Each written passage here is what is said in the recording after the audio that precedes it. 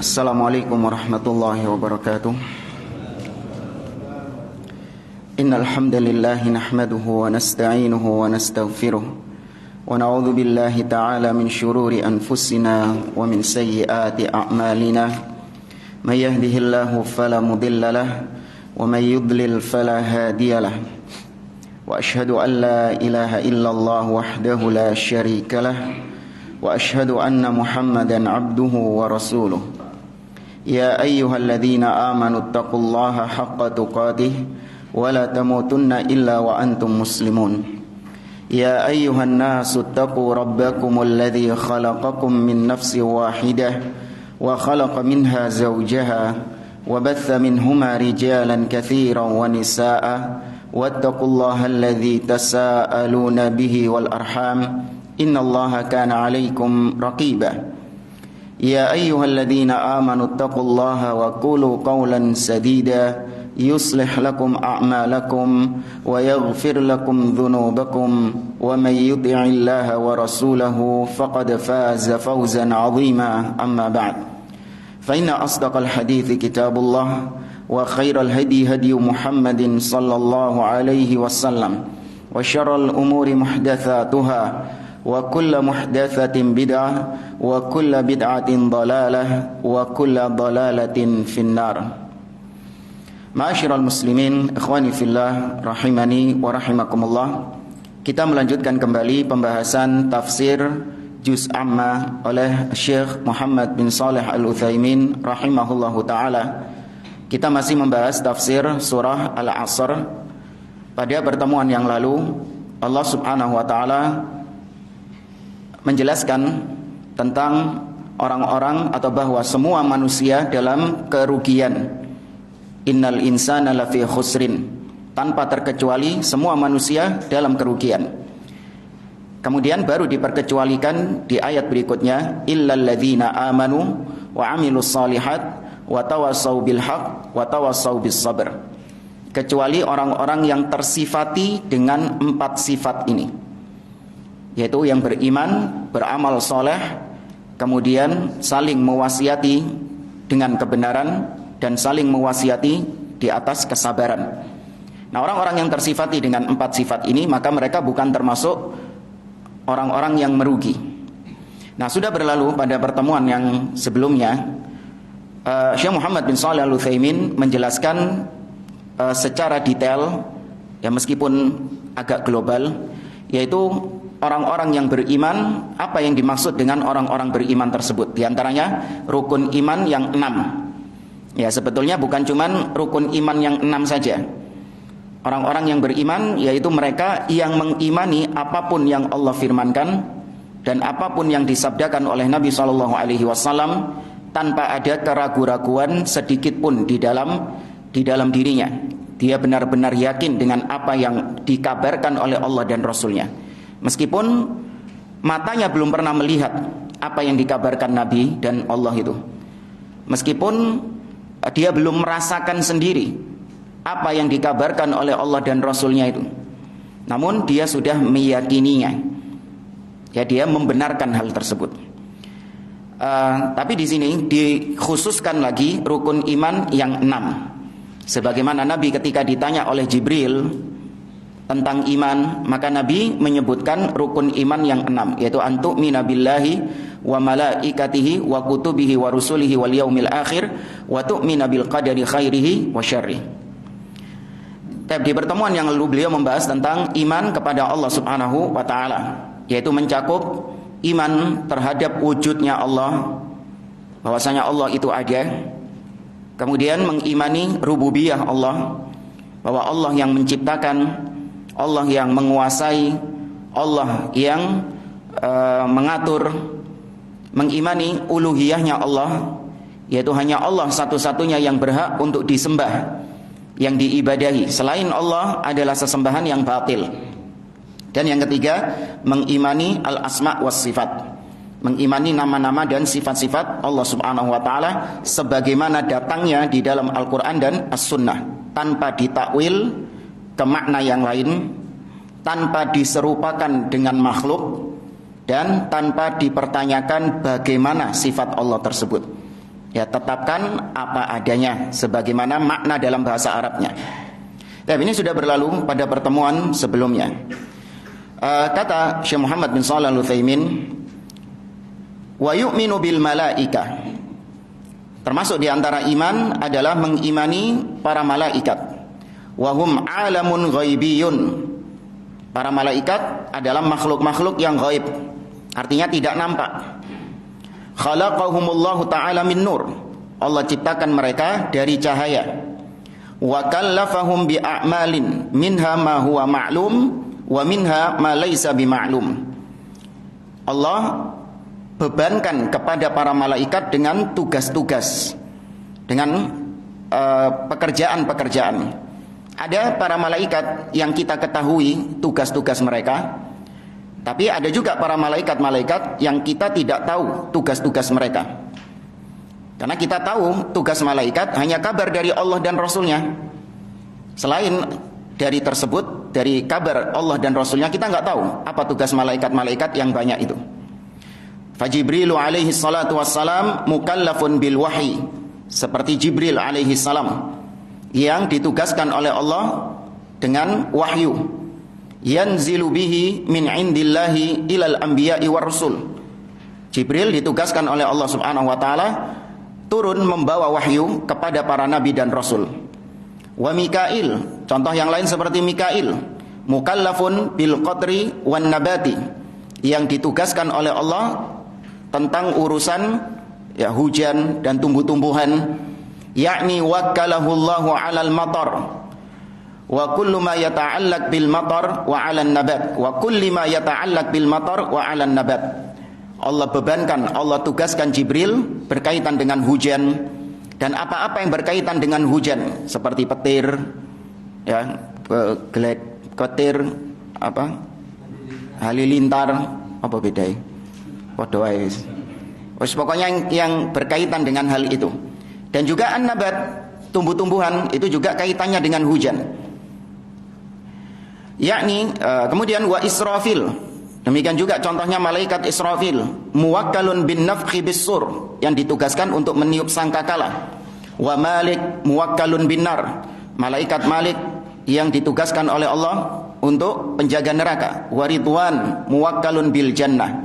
Dan malaikat Ridwan yang ditugaskan di surga. Tapi ada khilaf di antara para ulama tentang kesahihan hadis yang menyebutkan malaikat Ridwan ini, ya, wallahu a'lam.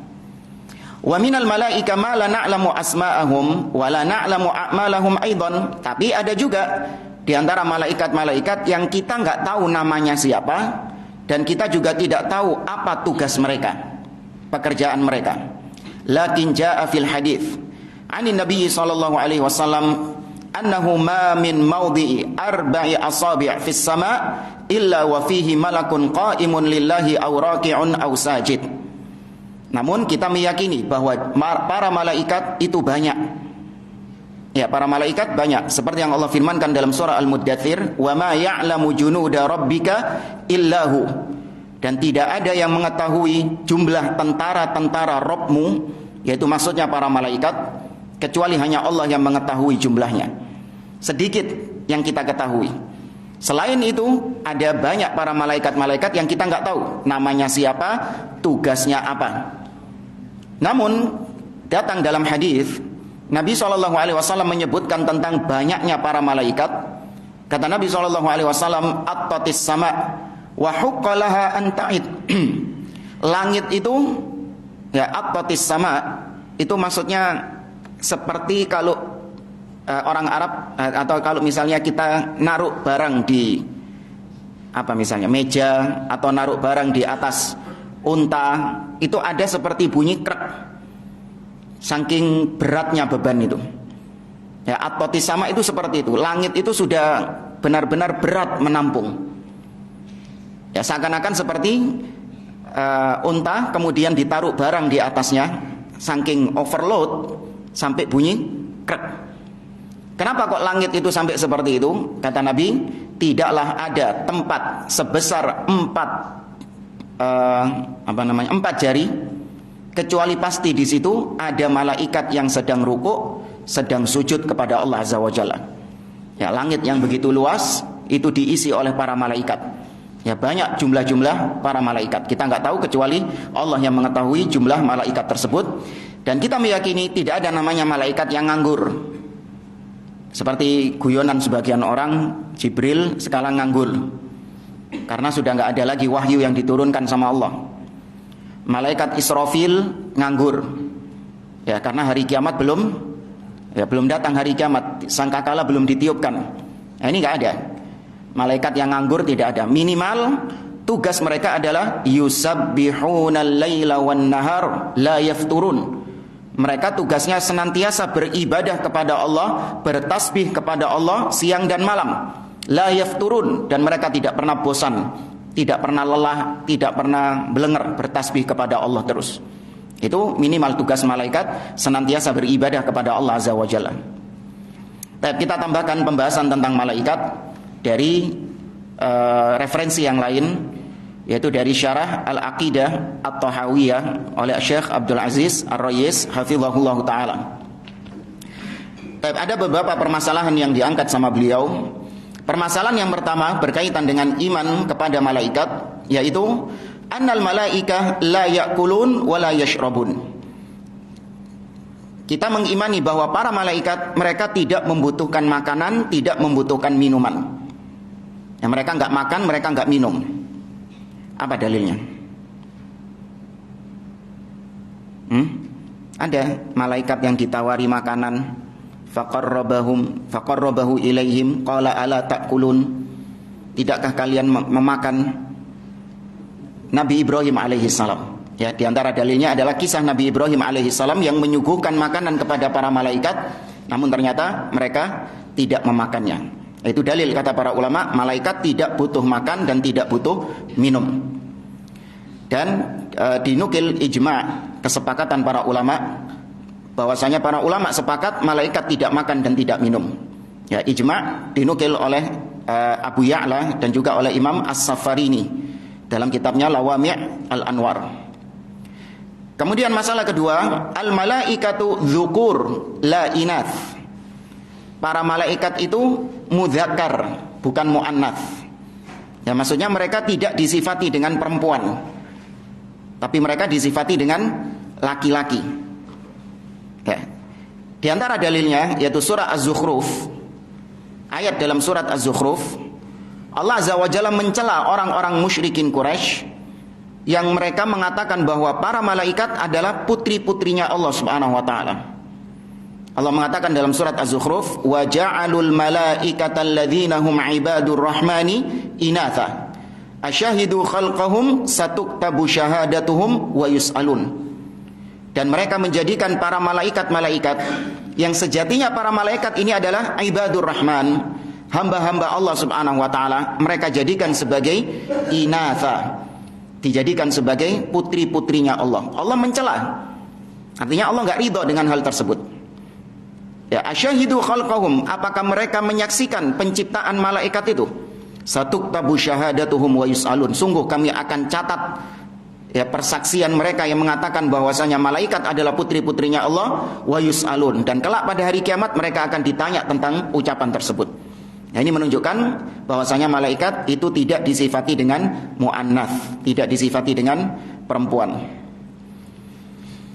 Kemudian permasalahan yang ketiga, minal malaika malakul maut wa huwa min afdhalil malaika kama sayati.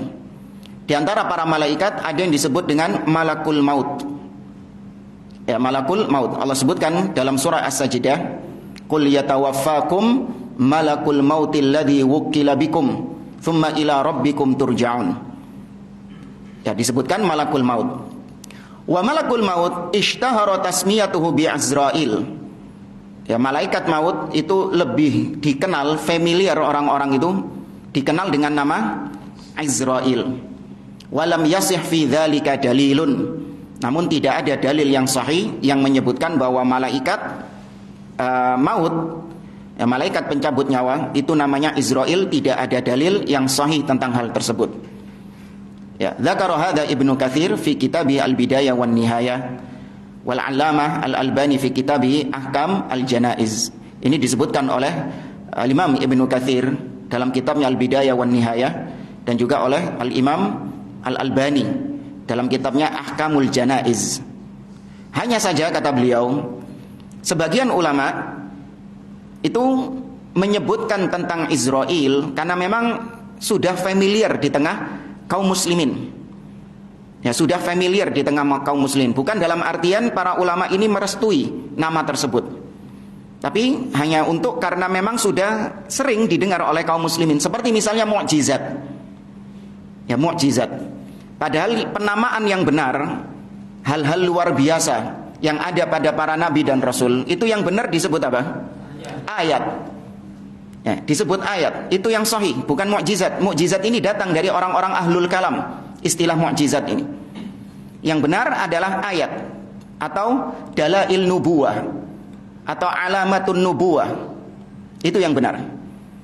Sebagaimana Allah katakan dalam surat Al-Qamar, iqtarabatis sa'atu wansyaqqal qamar wa iyarau ayah. Ya, telah terbelah bulan, atau telah dekat hari kiamat dan telah terbelah bulan. Ya, salah satu, nah ini saya ngomongnya mau nggak mau mukjizat ini. Soalnya antum pahamnya mukjizat. Ya, salah satu mukjizat Nabi adalah terbelahnya bulan.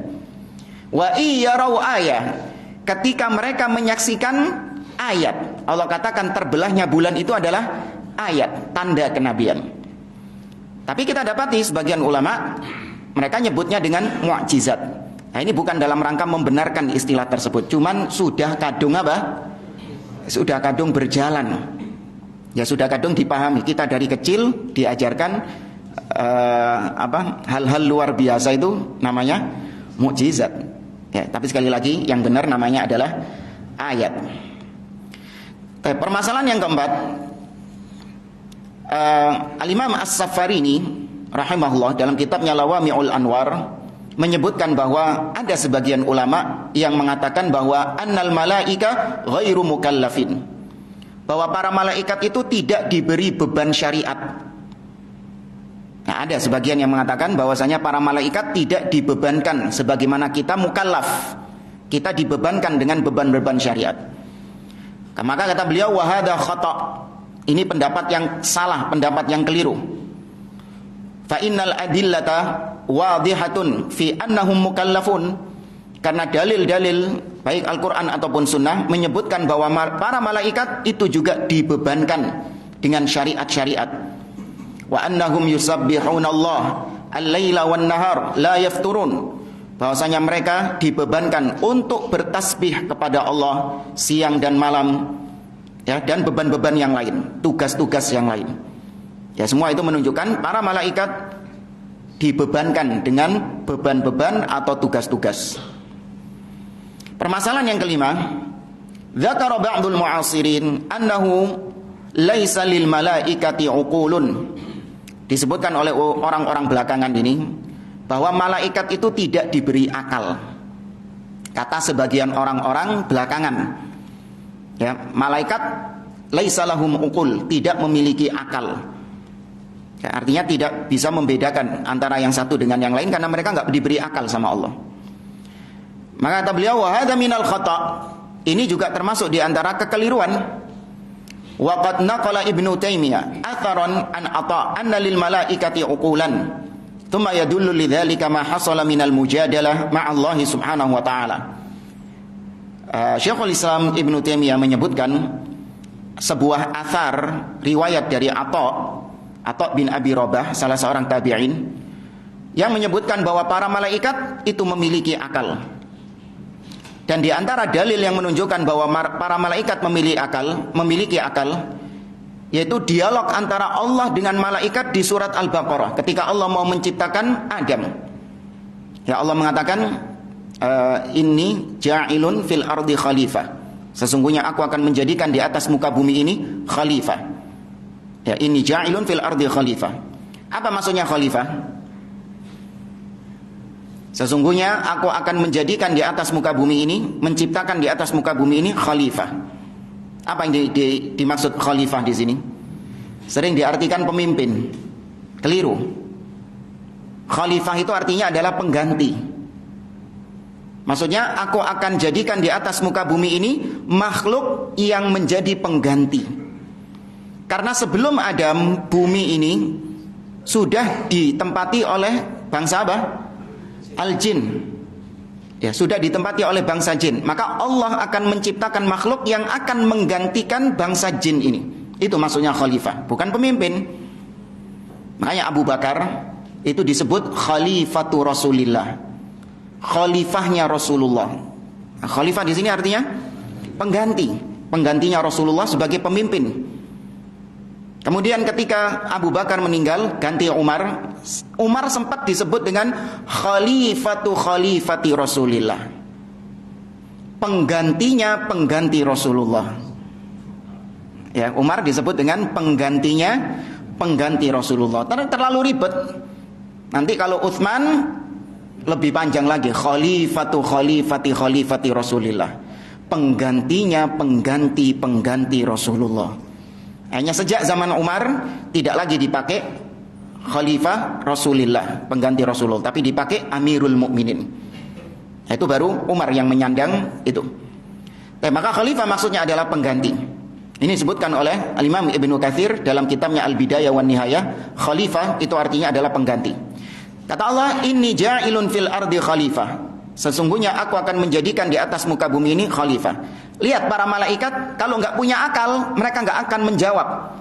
Mereka nggak akan bertanya kepada Allah. Qalu ataj'alu fiha man yufsidu fiha wa yasfikud dima wa nahnu nusabbihu bihamdika wa nuqaddisu lak. Ya Allah, apakah kau akan menciptakan makhluk yang akan berbuat kerusakan di atas muka bumi ini dan akan menumpahkan darah, akan saling membunuh di antara mereka? Sedangkan kami para malaikat senantiasa bertasbih kepadamu, senantiasa mensucikan engkau. Kata-kata sebagian orang, ini malaikat protes kepada Allah. Ya, bahkan ada yang lebih konyol lagi mengatakan bahwa ini dalilnya demo. Paham siapa? Ini dalilnya bolehnya demonstrasi, berdemo. Kenapa? Para malaikat demo, protes kepada Allah. Na'udzubillah. Gak mungkin para malaikat protes atas keputusan Allah. Di sini para malaikat bertanya, ya, ataj'alu fiha, apakah kau akan menjadikan di atas bumi ini makhluk yang merusak dan menumpahkan darah? Kenapa mereka bisa bertanya seperti ini? Lisabaqi ilmihim, karena ilmu mereka sebelumnya. Para malaikat tahu makhluk sebelumnya yang ada di atas muka bumi siapa? Jin. Mereka berbuat kerusakan dan menumpahkan darah, saling membunuh. Nah, apakah kau akan menjadikan makhluk seperti itu juga ya Allah? Dapat pertanyaan malaikat ini. Itu, apakah kau juga akan menciptakan makhluk yang seperti itu juga, yaitu yang menumpahkan darah, yang merusak di atas muka bumi ini? Maka Allah menjawab, qala inni a'lamu ma la ta'lamun. Sesungguhnya aku lebih mengetahui apa-apa yang tidak kalian ketahui. Ya, ini juga dalil bahwa para malaikat itu punya akal, sehingga mereka bisa merespon, ya, ucapan Allah Subhanahu wa taala. Ini permasalahan yang kelima. Permasalahan yang keenam, kata beliau, hasala khilaf fit tafdil baina salihil bashar wal malaika. Terjadi khilaf di antara para ulama, siapakah yang lebih afdol, manusia yang soleh atau malaikat? Ya. Siapa yang lebih afdol? Manusia yang soleh, yaitu para nabi dan rasul misalnya. Siapa yang soleh yang lebih afdol? Mereka para nabi dan rasul ataukah para malaikat? Nah, ini ada khilaf. Akan tetapi Ibnu Taimiyah rahimahullah mengatakan annal masyhur inda ahli sunnah anna salihil bashar afdalu minal malaika. Ibnu Taimiyah menyebutkan bahwasanya yang masyhur di kalangan para ulama-ulama ahlu sunnah, para malaikat atau orang-orang soleh dari manusia, dari kalangan manusia, itu yang lebih afdol daripada para malaikat. Ya, itu juga disebutkan oleh Imam Ibnu Qayyim Al-Jauziyah dalam As-Sawaid Al-Mursalah. As-Sawaid Al-Mursalah. Di antara dalilnya yaitu ucapan Abdullah bin Salam radhiyallahu taala anhu. Abdullah bin Salam ini mantan apa? mantan Yahudi, mantan pendeta Yahudi, seorang sahabat Nabi SAW. Ketika ditanya tentang pertanyaan ini, maka beliau mengatakan, ma khalaqallahu khalqan akram alaihi min Muhammadin sallallahu alaihi wasallam. Beliau menjawab, Allah tidak pernah menciptakan makhluk yang lebih mulia daripada Nabi Muhammad sallallahu alaihi wasallam. Dan Nabi Muhammad adalah manusia. Ya, dikatakan itu yang paling mulia, itu yang paling afdol. Kemudian dalil yang kedua, annallaha amaral malaika an tasjuda li Adam. Allah memerintahkan para malaikat untuk sujud kepada Adam. Itu juga dalil yang menunjukkan bahwasanya manusia yang soleh lebih afdol daripada para malaikat. Ya. Kemudian permasalahan yang ketujuh, al-malaika yatafadhalun. Malaikat itu sendiri itu bertingkat-tingkat keafdolannya. Apa keafdolannya? Keutamaannya. Ya, malaikat itu tidak satu level. Akan tetapi ada di antara mereka yang lebih afdol daripada malaikat yang lain. Sebagaimana para nabi dan rasul. Ya, para nabi dan rasul itu tidak satu level. Tapi ada para nabi dan rasul yang lebih afdol daripada nabi dan rasul yang lainnya. Allah Azza wa Jalla mengatakan, tilkar rusulu faddalna ba'dahum ala ba'd. Itulah para rasul yang kami afdolkan sebagian mereka di atas sebagian yang lain. Nah, adapun para malaikat, maka ada tingkatan-tingkatan itu. Dan yang paling afdolnya para malaikat adalah siapa? Jibril alaihi salam. Ya, Jibril alaihi salam adalah malaikat yang paling afdol di antara semua malaikat.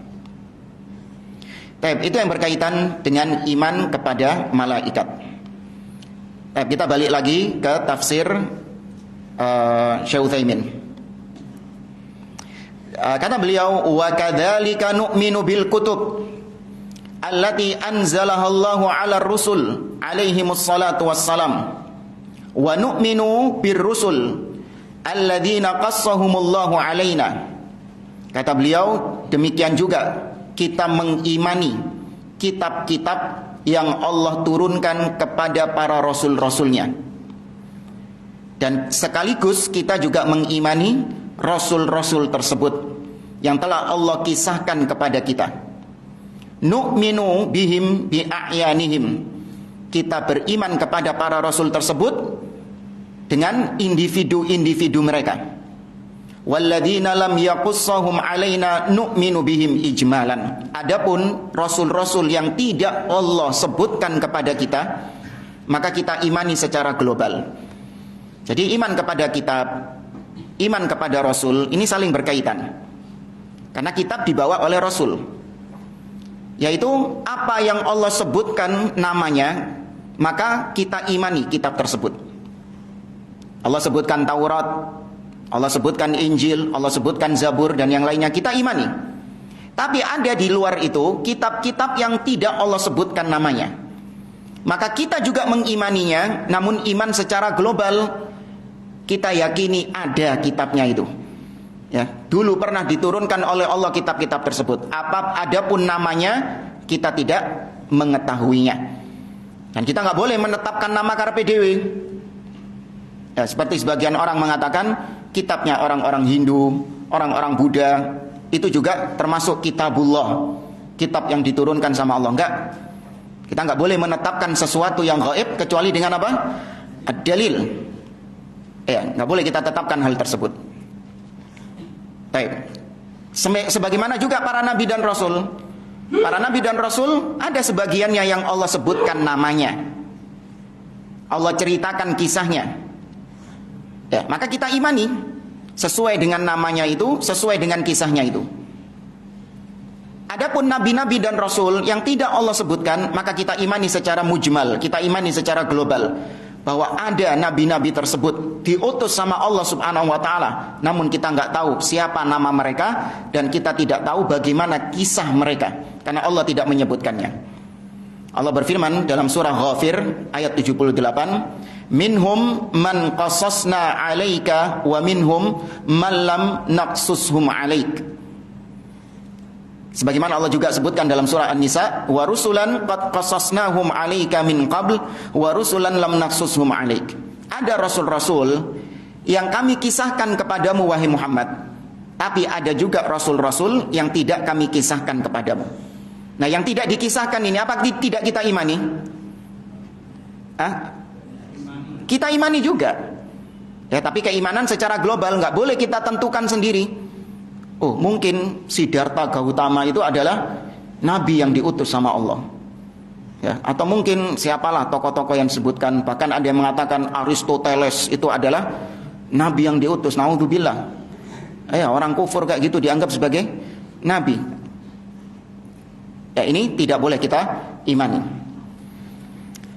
Kita tambahkan dari pembahasan Syekh Muhammad bin Syekh Abdul Aziz Ar-Rayis tentang iman kepada nabi dan iman kepada kitab ini. Iman kepada nabi dulu. Ada beberapa permasalahan yang diangkat oleh beliau di sini, bahwasanya annar rusul afdalu minal anbiya. Para rasul itu lebih afdal daripada para nabi. Ya, para rasul lebih afdal daripada para nabi. Fa inna rasula afdal minan nabi wa Adam alaihi salam nabiyun wa Nuhun huwa awwalur rusul. Adam adalah nabi, bukan rasul. Rasul yang pertama kali diutus oleh Allah adalah Nuh alaihi salam. Ya, rasul yang pertama kali diutus oleh Allah adalah Nuh alaihi salam. Sebagaimana datang riwayatnya dalam Sahih Al-Bukhari, yaitu tentang hadis asy-syafa'atul udma. Hadis syafaat yang agung. Tahu ya, manusia di padang mahsyar marani Adam, terus marani Nuh, marani Ibrahim, Musa, Isa, baru kemudian marani Nabi SAW. Kemudian Nabi sujud, minta kepada Allah, kemudian Allah mengatakan, ya Muhammad irfa' ra'sak, dan seterusnya. Di dalam hadis tersebut yang panjang, orang-orang ketika datang kepada Nabi Nuh alaihi salam, mereka mengatakan kepada Nabi Nuh, anta awwalur rusul.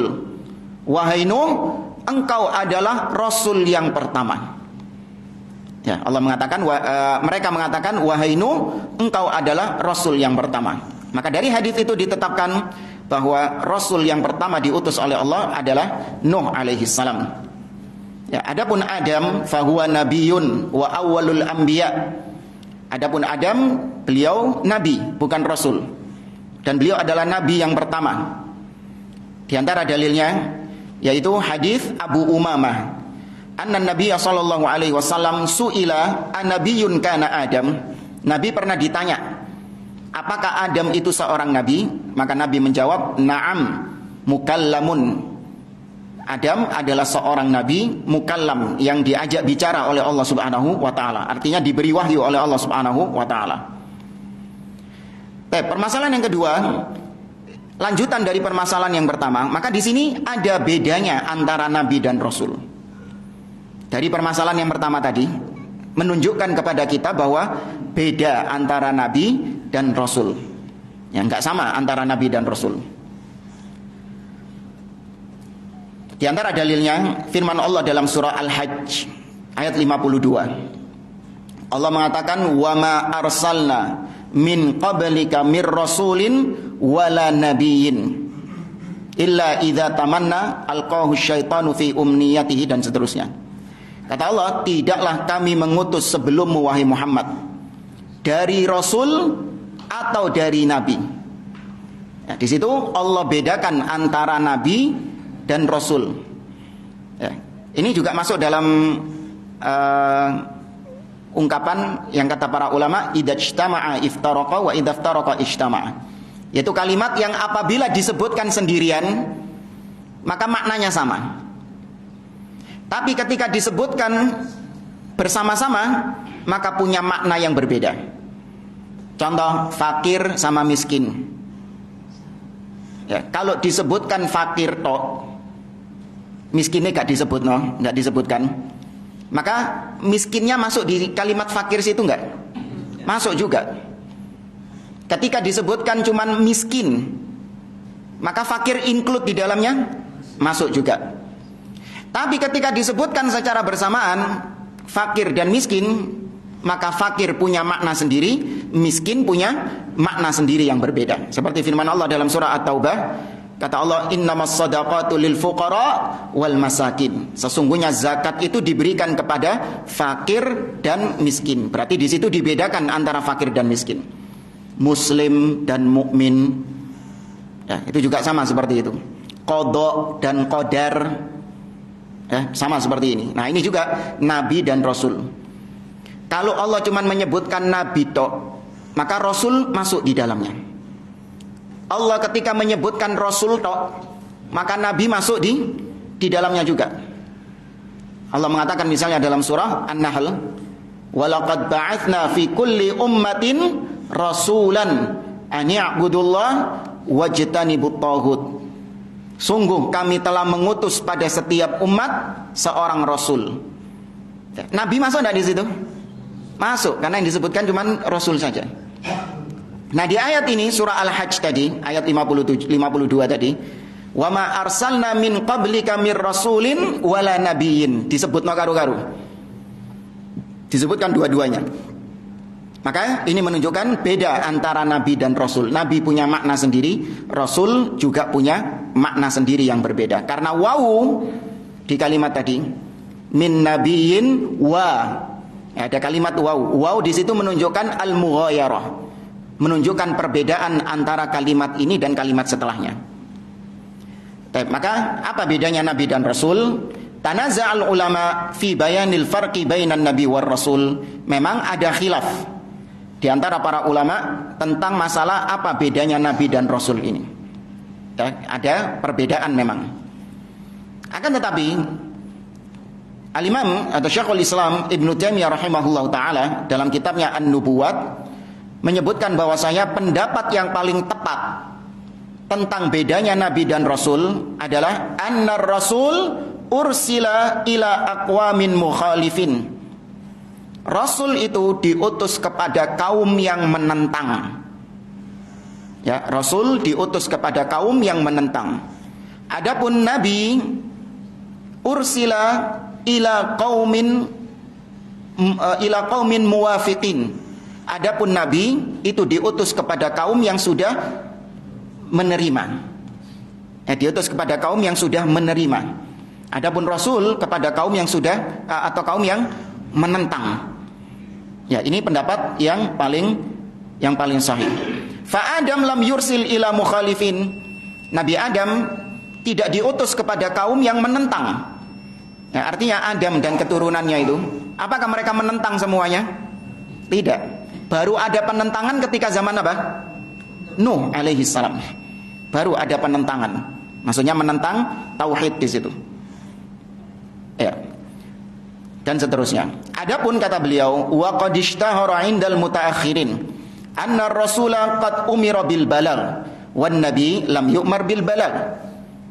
Dan banyak tersebar di belakangan ini ungkapan-ungkapan dari sebagian orang, bahkan kita sudah mungkin mengenal dari kecil.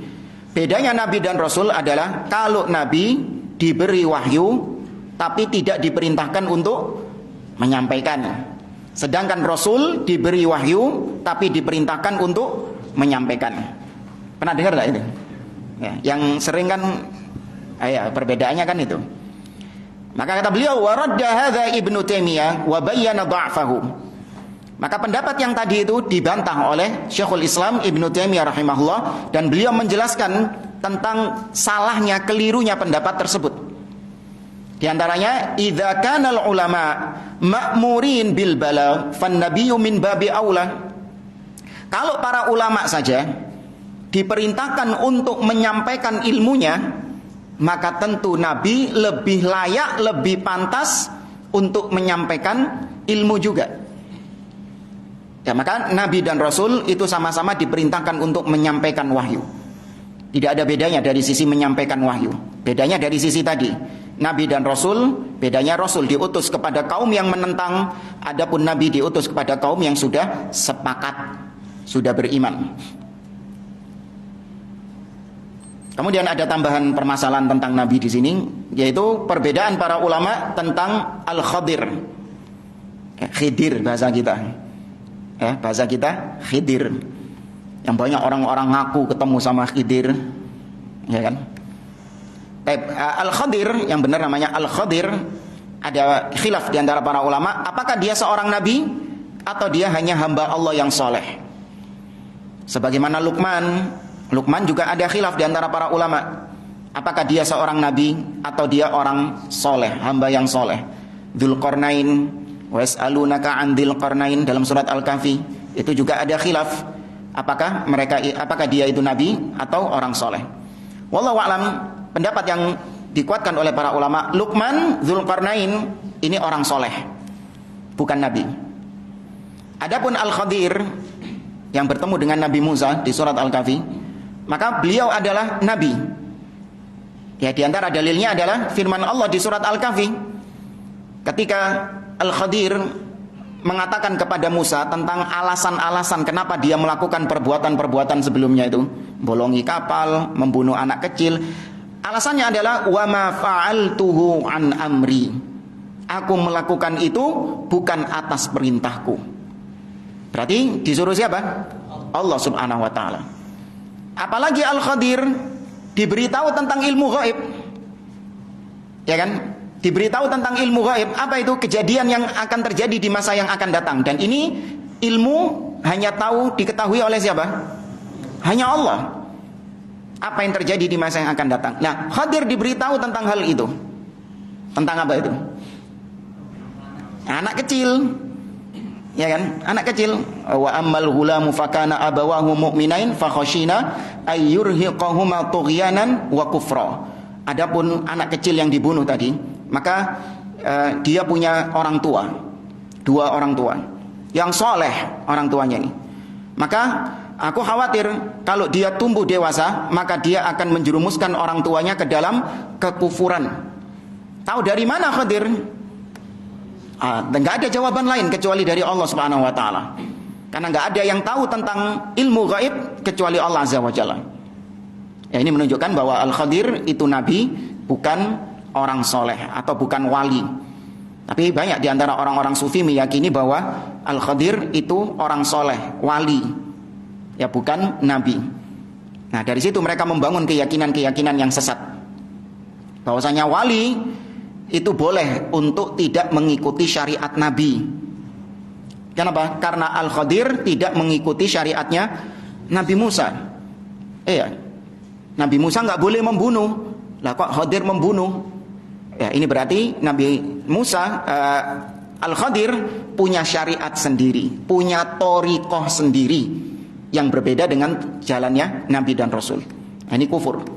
Ya, tidak ada manusia yang boleh keluar dari syariat Nabi SAW. Kalau Khadir keluar dari syariat Nabi Musa, itu karena Musa hanya diutus kepada Bani Israel, sedangkan Al-Khadir bukan Bani Israel. Maka betul gak ada kewajiban bagi Khadir untuk mengikuti Musa. Beda sama Nabi Muhammad SAW. Nabi SAW itu syariatnya mencakup semua manusia, bahkan jin juga. Ya, kanal anbiya bu'itsu ila qaumihim khassa wa bu'itsu ila nasi 'ammah, kata Nabi. Dahulu para nabi diutus kepada kaumnya secara khusus. Adapun aku diutus kepada semua manusia tanpa terkecuali. Maka enggak boleh ada yang keluar dari syariat Nabi Muhammad SAW. Baik, itu iman kepada nabi. Kalau kita tambahkan juga, para ulama sepakat tidak ada namanya nabi perempuan. Ya, tidak ada namanya nabi perempuan. Dulu di zaman sahabat, pasca wafatnya Nabi SAW, muncul nabi perempuan, ya namanya Sajjah. Ya, sempat muncul, ya barengan sama Musailama, model-model kayak ngono itu. Ya, ada muncul nabi perempuan namanya Sajjah. Nah, itu para ulama sepakat tidak ada namanya nabi perempuan. Ya, semua nabi adalah laki-laki. Dan kemudian iman kepada kitab. Itu tadi iman kepada Rasul, sekarang iman kepada kitab. Permasalahan yang pertama, annal kutub allati unzilat katsirah ma alimna minha amanna bi wa ma lam na'lamhu fa innana nu'minu bihi ijmalan. Kitab yang diturunkan oleh Allah banyak. Apa yang Allah beritahukan kepada kita, kitab-kitab itu, maka kita imani. Tapi apa yang tidak Allah beritahukan, maka kita juga mengimaninya, tapi kita imani secara umum secara global. Ini sudah kita singgung tadi ya.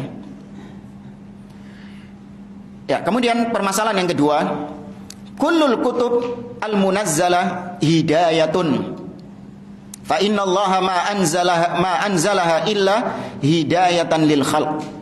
Semua kitab yang diturunkan oleh Allah itu pasti hidayah, berupa petunjuk bagi manusia.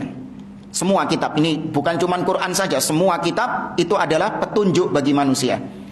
Karena tidak mungkin Allah menurunkan kitab tapi kitab ini fungsinya bukan petunjuk.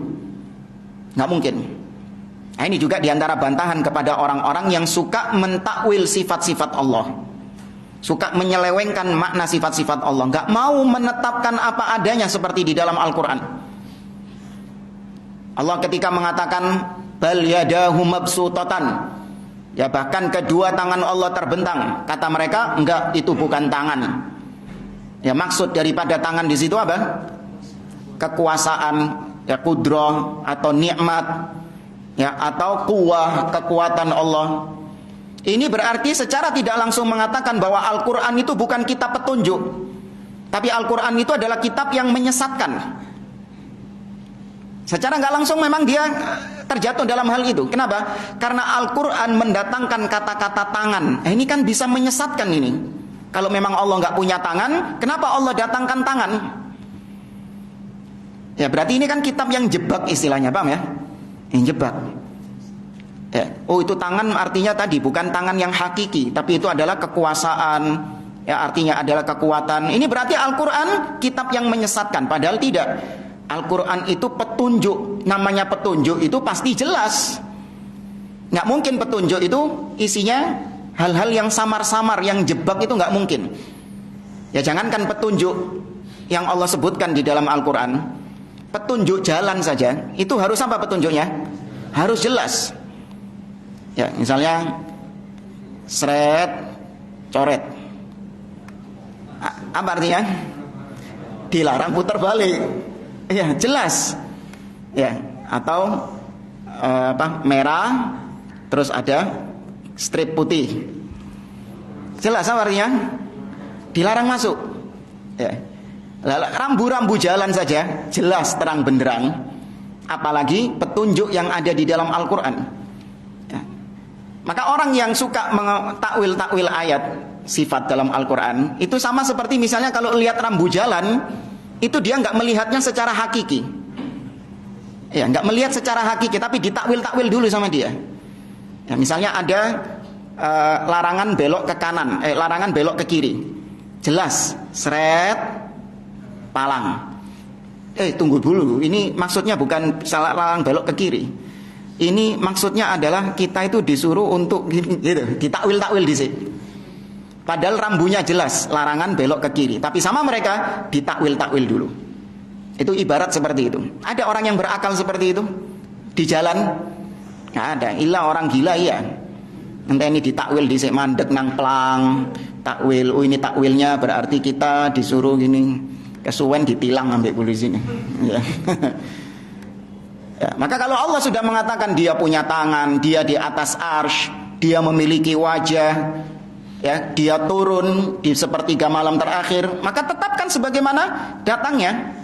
Karena Al-Quran adalah petunjuk hidayah, ya, bukan kitab yang menyesatkan, dan petunjuk itu jelas. Kama qala ta'ala inna hadzal Qur'an yahdi lillati hiya aqwam.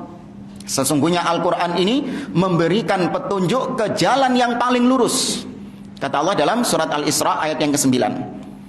Allah juga mengatakan syahrul Ramadan alladzi unzila fihil Qur'an hudan linnas, ya, sebagai petunjuk bagi manusia. Kemudian Taurat juga petunjuk, ya, tapi Taurat yang dulu turun kepada Musa. Allah mengatakan dalam surah Al-Maidah ayat 44, inna anzalna taurata fiha hudan wa nurun. Sesungguhnya kami menurunkan Taurat sebagai petunjuk dan cahaya. Ya. Demikian juga Injil. Allah sebutkan di ayat setelahnya Al-Maidah 46, wa anzalna wa atainahul injil fihi hudan wa nurun.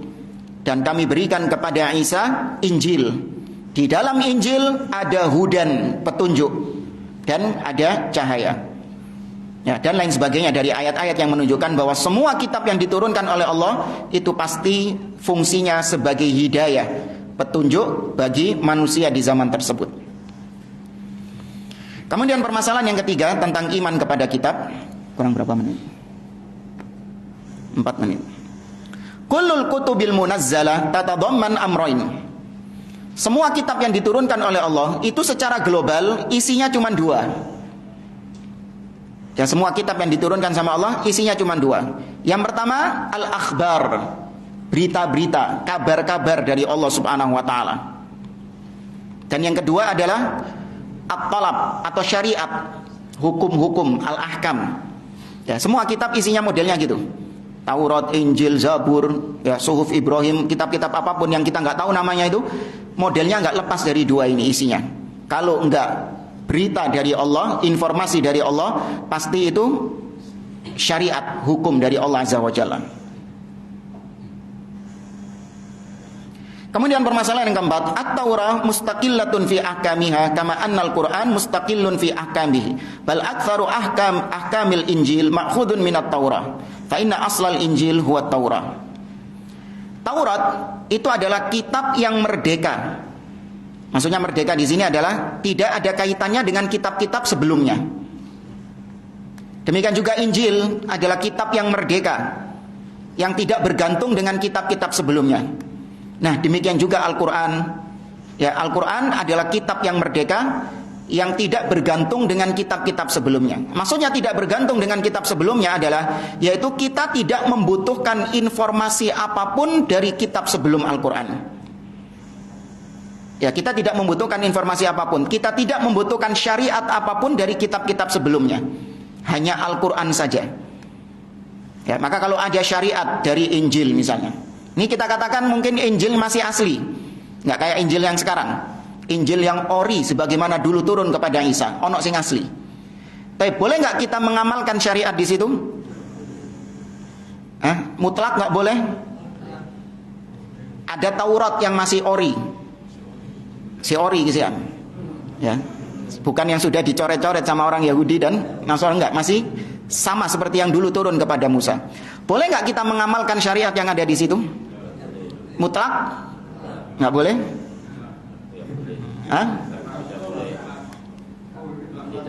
Tidak boleh secara mutlak. Baik. Khitan. Ya, syariat khitan. Itu syariat apakah sudah ada, apakah syariat yang baru ada di zaman Nabi SAW atau syariat yang sudah ada sebelumnya? Sudah ada sebelumnya. Ya, haji, ya, dan syariat-syariat yang lain. Maka nggak secara mutlak dilarang. Dibolehkan apabila ditetapkan oleh Al-Quran dan As-Sunnah. Ya, kalau itu ditetapkan oleh Al-Quran dan Sunnah, maka syariat sebelum kita dari kitab-kitab yang lama itu boleh kita amalkan kalau memang dikonfirmasi oleh Al-Quran dan Sunnah. Tapi kalau tidak, maka haram, nggak boleh kita mengamalkannya. Meskipun itu asli ya, meskipun itu asli. Apalagi sekarang sudah apa? Sudah dirubah-rubah sama Yahudi dan Nasara.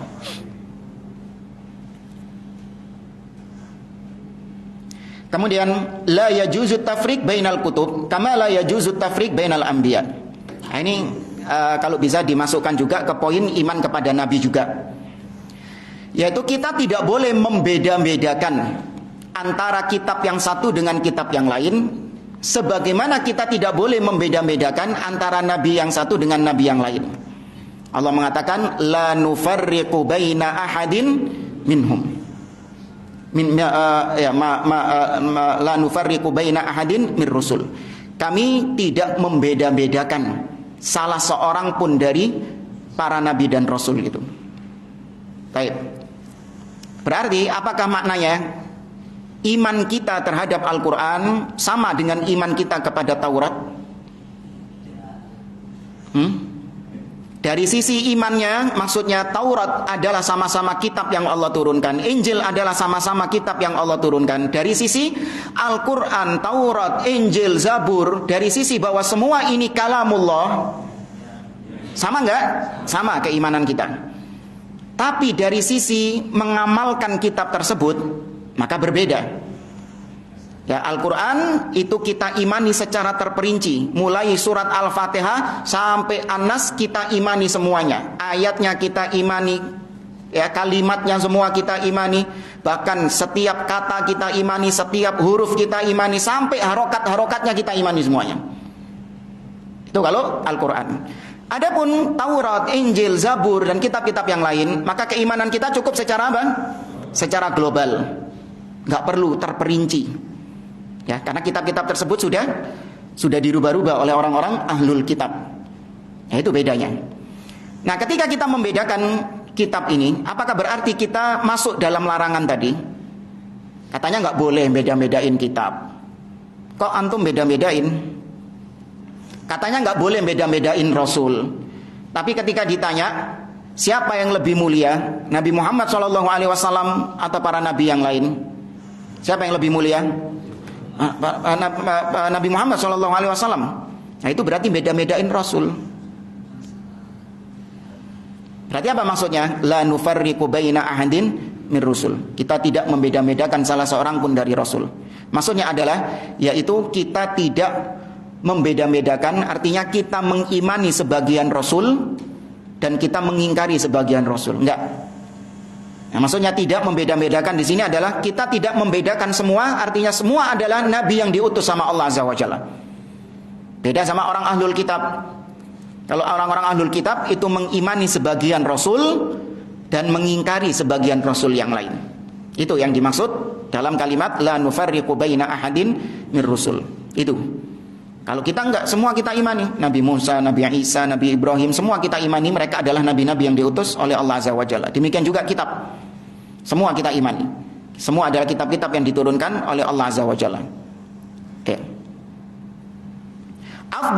Masalah yang keenam, afdalu hadhil kutub Al-Quran. Dan kitab yang paling afdal adalah Al-Quran. Karena Al-Quran adalah nasikh. Al-Quran itu adalah yang menghapus kitab-kitab sebelumnya. Dan Al-Quran afdal dari kitab-kitab yang lain karena Al-Quran ini dijamin penjagaannya oleh Allah Subhanahu wa taala.